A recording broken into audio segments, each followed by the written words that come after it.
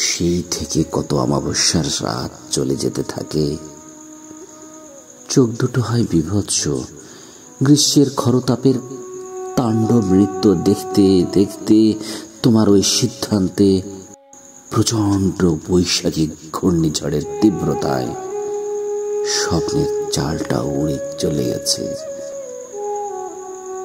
তারপর থেকে সেই খোলা চাল দিয়েই আমি সুবিশাল আকাশের চাঁদ দেখতাম। দেখতাম নক্ষত্ররাজি, দেখতাম সপ্তর্ষি মণ্ডল।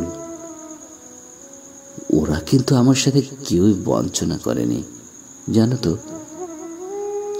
ছিল না তাদের মধ্যে কোনো শঠতা কিংবা প্রতারণা।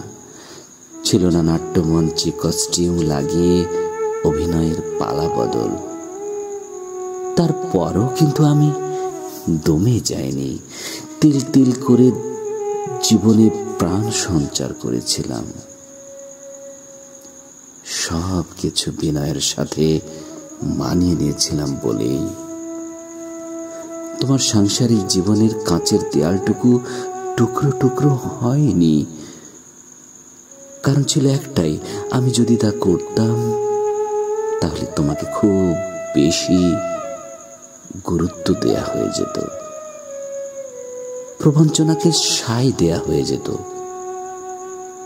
যদিও তুমি কাজটা মন থেকে করতে চাওনি, আমার বিশ্বাস। হতে পারে তুমি যেটা করেছো সেটা ছিল এক প্রাকৃতিক দুর্যোগের মতো অনিয়ন্ত্রণযোগ্য। তারপরও আমি